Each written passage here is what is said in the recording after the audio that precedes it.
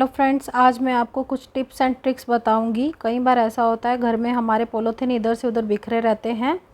इसके लिए हमें क्या करना है, अब सारे पॉलीथीन को पहले इस तरीके से सीधे से अरेंज कर लेना है। उसके बाद अब हमें अपने सारे पॉलीथीन को एक एक करके फ़ोल्ड करना है। जैसा कि मैं आपको करके दिखा रही हूँ, इस तरीके से मेरे सभी पॉलीथीन को फ़ोल्ड कर लेना है एक एक करके। उसके बाद अब हमें क्या करना है, अपने पॉलीथीन को जैसे मैं फ़ोल्ड कर रही हूँ बिल्कुल सेम इसी तरीके से आप फ़ोल्ड करते जाइए। एक के ऊपर एक पॉलीथीन लगा के हमें सारे पॉलीथीन को इस तरीके से फ़ोल्ड करते जाना है।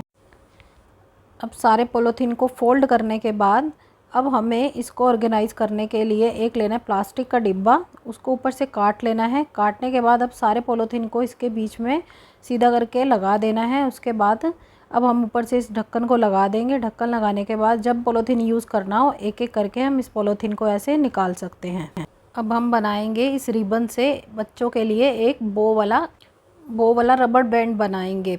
इसके लिए हमें रिबन को पहले फ़ोल्ड करना है। फ़ोल्ड करने के बाद इस तरीके से काटना है जैसे मैं काट रही हूँ। काटने के बाद अब हमें क्या करना है, अपने इस रिबन को फ़ोल्ड करना है जैसे मैं कर रही हूँ। बिल्कुल इस तरीके से आपने फ़ोल्ड करना है। फ़ोल्ड करने के बाद अब हम क्या करेंगे, सुई धागे से इस बो को सेंटर से हम सिलेंगे। हमें ऊपर नीचे धागा लेते हुए इस बो को सेंटर से सीलना है जैसे मैं सील रही हूँ, बिल्कुल इस तरीके से। आपने भी इस तरीके से सीलना है। इस वीडियो अच्छी लग रही हो तो जल्दी से लाइक, शेयर और सब्सक्राइब कर दीजिए। अब इस बो को अच्छे तरीके से सीलने के बाद अब हमें क्या करना है, सेंटर से अपने इस धागे को खींच लेना है।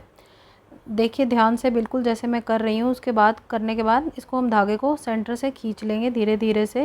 धागा खींचने के बाद अब ये हमारा बो जो है बनकर रेडी हो गया है। अब इसी धागे को हम बीच में गोलाई में ऐसे घुमा देंगे। घुमाने के बाद अब इसी धागे से हमने इस पर टांका लगा देना है।